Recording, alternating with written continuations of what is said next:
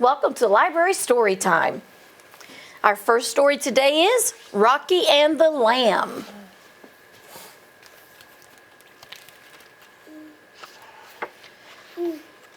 Interesting little story we got here. There we are. There's Rocky. What kind of animal is that? A wolf. Mm-hmm. And there's the little lamb. All right. In a misty, murky, far-off land, a gloomy mountain stood. At the mountain's thorny foot, in a lonely, stony pass, behind a boulder lived a wolf called Rocky. He was not a noble or a handsome beast. Mean and cowardly as a dog at bath time, Rocky was a horrible bully. You don't like bullies. See what he's doing? He's throwing rocks at that bird. It's not nice at all. As travelers trudged through the pass, Rocky would steal their valuables or even their non-valuables. Indeed, Rocky would steal anything at all. If he met a small animal carrying something nice, he would say, "Hey, Shorty, hand it over," in the most menacing way possible. But if a large creature traveled by, no matter how tempting their belongings looked, the wolf would hide behind his rock and let them pass. So he picked on the little ones, left the big ones alone. He's a coward, wasn't he? One day, Rocky spied a sweet little lamb making her way along the path. She was carrying a small plain box. "How nice," said Rocky to himself, "a present for me." What makes him think that should be for him? He's a bully. As the lamb drew closer, the wolf sprang out. "Hey, marshmallow face," he snarled. "What's in the box?" "A splendid crown for the king's birthday," said the lamb, who was polite and shy, but not at all afraid. "It is guarded by the scariest, hairiest monster you could possibly imagine." "Oh, well, the palace is that way," lied Rocky, pointing to a little mountain path. "I'll find a way to get that splendid crown," he thought. Think that little lamb believes him?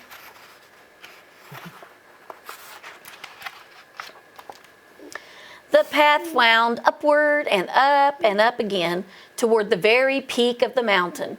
Delicately, the lamb tiptoed in and out of the scraping thorn bushes that covered the mountainside. "Ee, ow, ouch!" cried Rocky as he tried to follow. Next, the lamb slipped in and out of the crashing, bashing rocks. Bink, bonk, donk, bounced the rocks and stones off of poor Rocky's head. He never expected that to happen, I'm sure. Finally, the lamb stepped lightly over the deep mounds of snow. "Brrr," shivered Rocky as he landed in the middle of a snowbank, right up to his neck. Meanwhile, the lamb had reached the top of the mountain and the end of the path. Finding no palace, she shrugged her shoulders and sat down. Carefully, she opened the magic box and... what do you think's going to happen? No idea?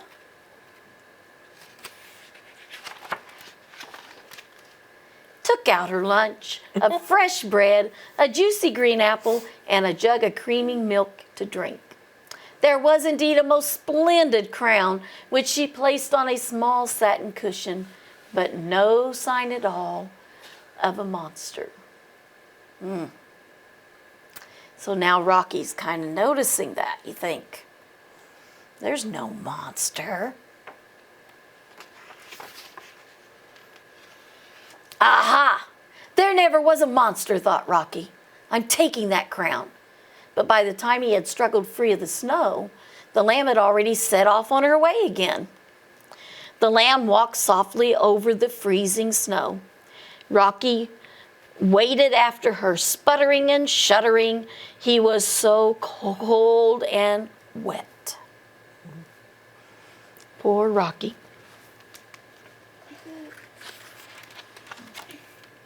With a hop, skip, and a dainty pirouette, the lamb passed each falling rock untouched. But every lump seemed to clobber Rocky, no matter how he dodged and weaved.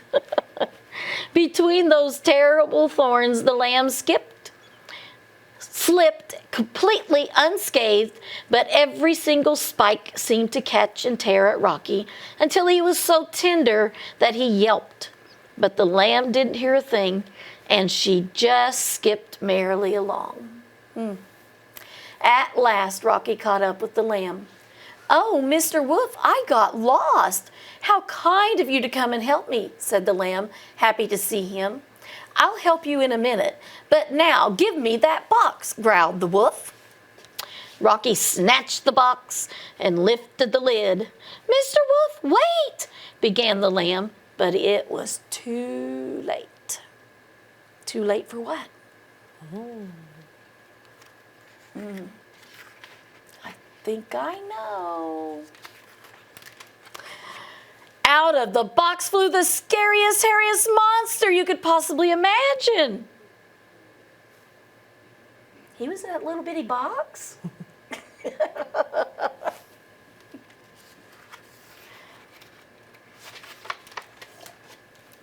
The monster chased Rocky through the scratching, scraping thorns. Ow! The monster chased Rocky through the crashing, bashing rocks. Donk! The monster chased Rocky through the freezing deep snow. Brrr! The monster chased Rocky up and down and around the mountains for miles and miles. You suppose Rocky's getting tired yet?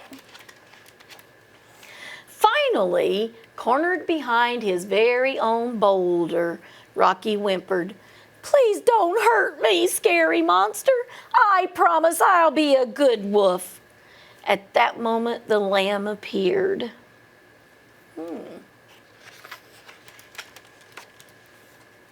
"I'm so sorry," she said to Rocky. "Leave Mr. Wolf alone, you mighty naughty monster. He was only trying to help me get to the palace." The monster slunk back into the box, looking a little ashamed. Having apologized again and thanking Rocky for his kindness, the lamb continued on to the palace, where she told everyone about the nice Mr. Wolf. As for Rocky, he was so sorry for his wickedness, not to mention his bruises, that he kept his promise and became a good wolf. So many of the creatures who had called to the lamb asked for his help when passing through the mountains, that Rocky became a famous mountain guide and never robbed anyone ever again. He must have learned his lesson, huh? I think that's pretty good that he decided to do that way. And that's the end. And he's giving the little lamb a hug. Yeah, sometimes we run into bullies, don't we? Yep. You know, sometimes bullies have to learn a lesson. That's what happened with Rocky. Right, so we know now that from that story that Rocky was really mean at the beginning, right? But then at the end he was nice. And so we call that opposites. They're totally different, right? The wolf was totally different at the beginning of the story than he was at the end. And so today we're going to play a little opposite game. So I have got some pictures here, which I'm going to hand out to you guys. So take a look at your picture. And I will put up here on the flannel board something that is the opposite of what you have in your hand. So there's one for you. Oops. Go ahead and take both of those. All right, now let me take what I have here and let's see if we can find things that are the opposite. Let's start with this one. This one's pretty easy. This is a light bulb, but it's off. Who has the opposite of off? Go ahead and come put it up there right next to it. So what's the opposite of off? On. On. So we have off and on. Very good. All right. Next, I have a pencil. And this is a big, long long pencil, isn't it? Does somebody have the opposite of something long? Come put that up here. So what's the opposite of long? Can you tell me? Turn it over. Yep, there you go. This one's really long, and this guy's really short. You got it. Good job. Okay. Oh, look. This guy is so sad. Do we have an opposite? Something totally different? What's the opposite of sad? Happy. Happy, happy, happy. Very good. All right. What about, oh my goodness, look at this chair. It's old. It's got a spring coming out. It's got patches. And so the opposite of old would be clean or new. Right, you could say dirty and clean or old and new. Good job. All right, let me look in my pictures. What else might I have in here? Let's go with, this is ice, guys. This is cold. Brr, brr. Does somebody have something that's the opposite of cold? Oh, yep, go ahead and bring that up here. What's the opposite of cold? Sunny. Sunny, okay, and the sun makes you what? Hot, right, so cold and hot, those are opposites. Good job. Good. All right, let's take a look at this arrow. It is going up those stairs. What would be the opposite of that? There we go, now the arrow is going, what's the opposite of up? Down. Down, down those stairs, there it goes. All righty. Next, I'm going to pull this little puppy dog. Look at him. He is behind his bed. So what's the opposite of behind? Front. In front of. Yep, he's in his little blanket, isn't he? All right. Let's put the little turtle up here. Now, this one might be a little tricky. How do turtles walk, guys? Slow. Really slow. So does somebody have something that's the opposite of slow? Yeah, bring that up there. The opposite of slow is? Fast. Good job. It is Yeah, fast, all fast, right. fast. All right. I think I might be missing a picture. All right. Here we have a white door. Closed. And it's shut, isn't it? It is closed. And what's your door? Your door's open, and we can see that bright sunshine on the other side. All righty. Here we have a ginormous elephant. It's one of the biggest land animals ever. And what do we have next? It's a little itty bitty mouse, right? All right. Here I have a rock. A rock is very hard, right? And what do you have? What is that? A pillow. A pillow. Is a pillow hard? No, you're sitting on one, right? A pillow is? Soft. All right, guys, I think my two on the end can put their pictures up here because you guys have opposites. What do you have? What's that picture of? Night. Nighttime with the moon and the stars. And you have, my dear? Sunny. Sunny, or if this is night, the opposite would be? Morning. Morning, or Sunny. what about day? Daytime. Night and day. Night, day and night. Yep. So there's a whole bunch of opposites. So if you look at this, we have on and Off. well, I pointed wrong, didn't I? Off and on. We had long and Short. short, sad and happy, old and New. cold and good, up and down, behind, in front, slow, Fast. closed, Open. big, Small. small or little, yep, and hard, Soft. soft, and then Dark. nighttime and daytime. You could also do dark and light, I suppose. That would also work. All right, so opposites are fun. Look around your house, and I bet you can find some opposites. All right, now we're going to have another awesome story. This is called The Great Cookie Kerfuffle. Kerfuffle's a fun word to say. There's all those F's in it, kerfuffle. All right, so let us see what is going to happen to this cookie. I don't know, how often do we see a cookie just lying on the ground? Not too often, right? But the story starts out by saying, once upon a time there was a cookie. And there it is, just laying on the ground. Who spies the cookie?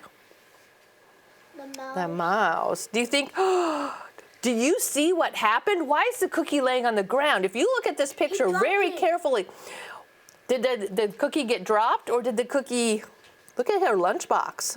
It fell. Do you think maybe they ate the little hole that made the cookie fall out? Oh, sneaky. Maybe. Sometimes you really have to look at the illustrations in a book to see what's going on. It probably was so heavy that it ripped out. Maybe. So once again, the story starts off with, once upon a time there was a cookie. All right, ready? One crispy little cookie on a friendly little farm. Wow, look at all the animals. Are their eyes looking at the cookie? Look at those eyeballs. They're all looking over there at that cookie. At least it was a friendly little farm until that cookie appeared. And then two mice had a misunderstanding.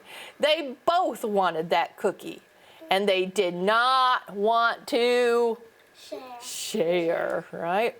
So why couldn't they split it in? They could split it in half. There's plenty of there for a mouse, right?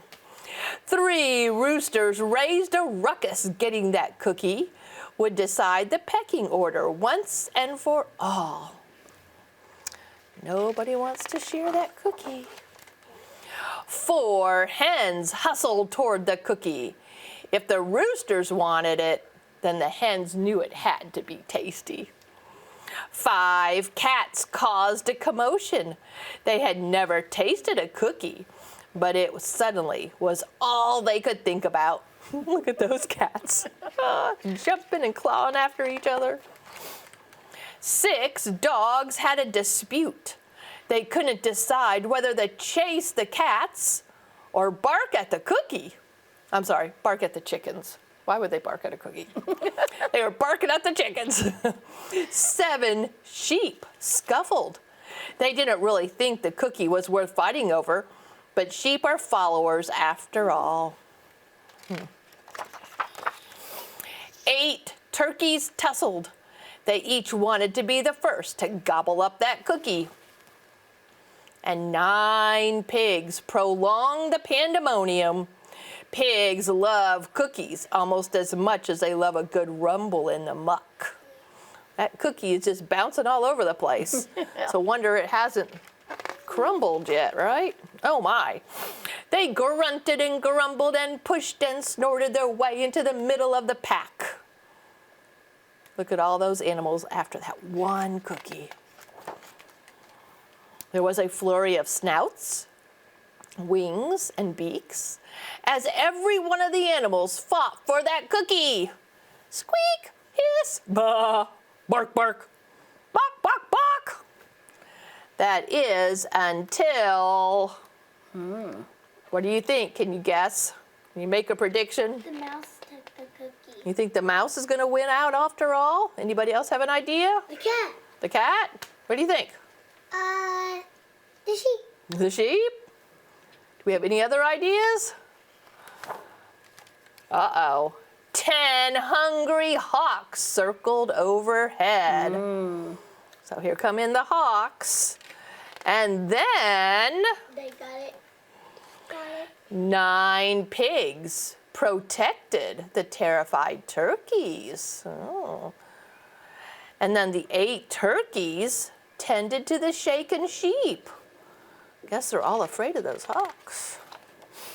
And 7 sheep shuffled around the dizzy dogs. And 6 dogs defended the cowering cats.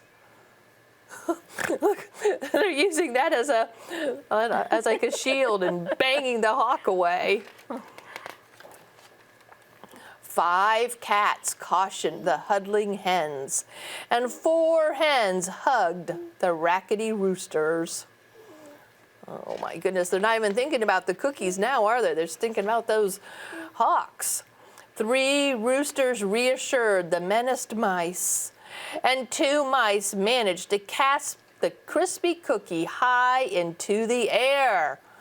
Look, they made a slingshot. And there goes the cookie. Are they going to feed the hawks? Nope. No? Yes. I don't know. As the great cookie kerfluffle gave way to... No.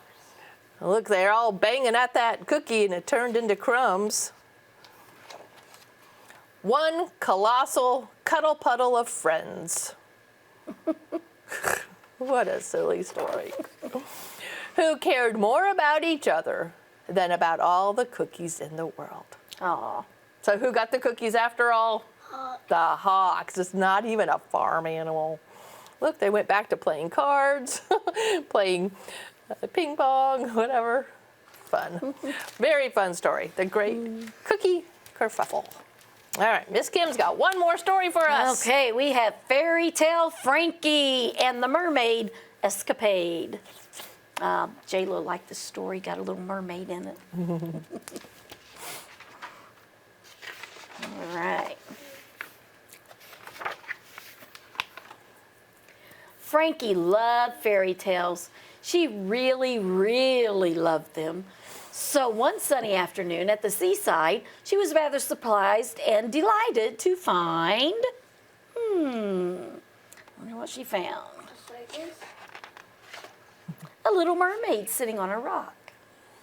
"Hello," said Frankie. "Are you coming for a swim?" "I'm afraid of the sea monster," the mermaid said. "The sea monster is big, and I'm only little." "I'm sure there is no monster," said Frankie. "But let's be big and brave together, just in case." That's just like a friend, isn't it? They were playing in the shallows when a voice boomed out, "Attention, attention! Beware of a massive sea monster in the area." A wizard lifeguard appeared in a flash of stars. "The sea monster is massive," cried the mermaid, swimming for shore, "and I'm little." I like the way his glasses are way out there on the end of his nose.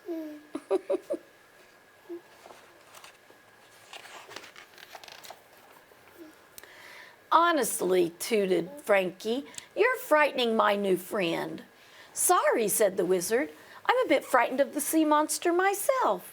"Well, I'm not sure how useful a lifeguard you are," said Frankie, "but maybe the 3 of us can be big and brave together." Well, Frankie certainly is brave, right? Soon they were happily bobbing up and down in the waves when a surfing prince appeared. "Hey, dudes," he said. "You'd better catch the next wave out of here. There is a serious, huge monster here." Sounds like a fairy tale when a prince comes to the rescue, right? "The sea monster is huge," cried the mermaid, getting into a flap. "And I'm little. I'm a bit frightened myself," said the wizard. "I don't dig monsters," agreed the prince. "There is no huge monster," said Frankie. "And anyway, the 4 of us can be big and brave together." Soon they were all having fun watching the prince doing fancy tricks. Until...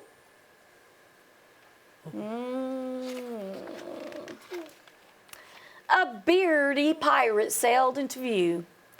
"Turn about," he hollered. "There's a gigantic sea monster in these here waters." "Sea monster?" squawked the pirate's parrot. "The sea monster is gigantic," cried the mermaid, swimming around and around. "And I'm little." "I'm sure the 5 of us can be big and brave together," said Frankie, in a not-so-sure way.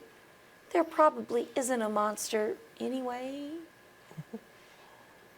Uh-oh, now they're making Frankie believe there's a big, mean monster.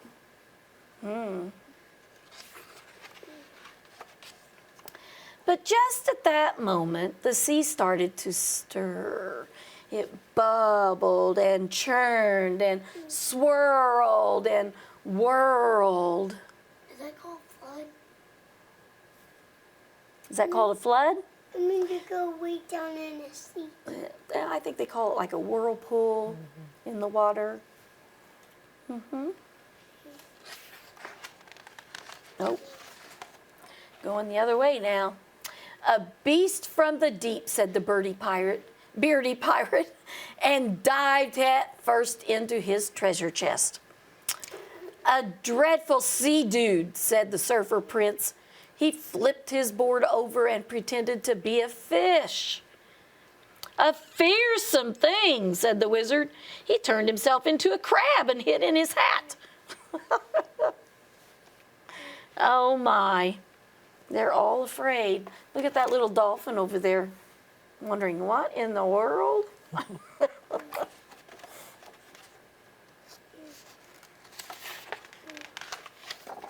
That's not at all helpful, muttered Frankie.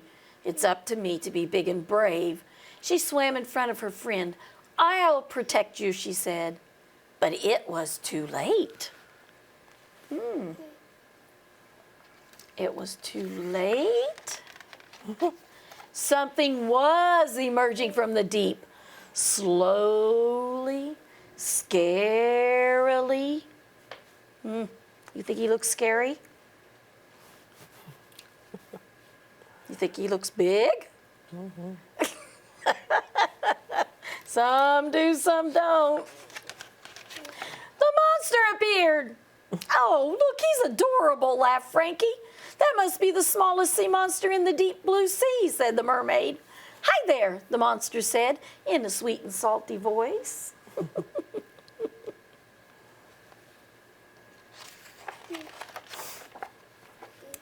You are not big or massive or huge or gigantic, said the mermaid to the monster. You're little like me, and you're small like me, said the sea monster. But we can still have big fun, smiled Frankie. Frankie was right. There was nothing to be afraid of, was there? Not a thing to be afraid of. So they did. Big, massive, huge, gigantic fun. Look at them on that big roller coaster. Anybody here like roller coasters? Do you really? You like roller coasters, okay. I'm not so much of a roller coaster girl. Ride the little dolphin. Did you ever ride a dolphin? Did you really? No. Maybe in a dream. Okay, well, that was Fairy Tale Frankie and the Mermaid Escapade. Yeah.